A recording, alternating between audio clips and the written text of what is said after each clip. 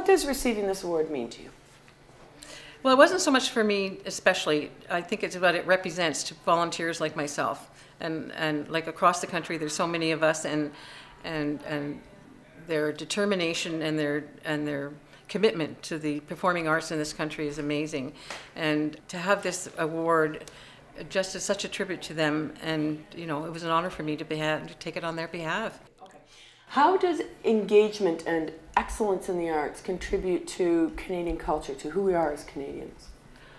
Well, you know, I think I travel a lot, and I can always tell what the pulse of a city is when I buy tickets to some performance, you know, the ballet or the theater or whatever, and you can look at the audience and you can really get a sense about what that city and what country is about, and especially in our country, and from city to city, that the audience will be a barometer of how the city or the province or the country treasures their arts. Because there'll be different price ranges and there'll be different kinds of people in the audience.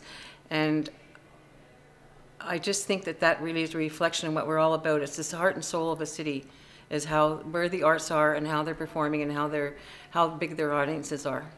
Engagement in the arts makes better people, better Canadians? Oh, definitely. I think if you pulled out the arts out of any city or out of anybody's daily life, it would be one boring place. It would be quiet, it would be dead, and it would have no soul. What words of advice would you give to young performers to inspire them to greatness? To never give up, because out there somewhere is an audience that's waiting for them.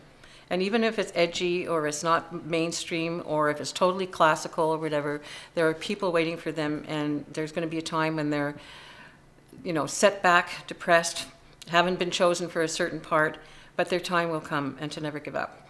Mm-hmm. We're waiting for them. What keeps you giving? Why not? You know, because I love performances. I totally love artists and meeting them and the commitment they have and how they enrich my life. And I just can't imagine myself not doing that.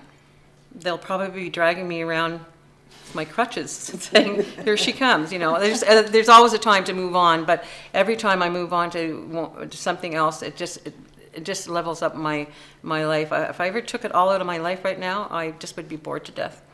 And I would be really spiritually deficient.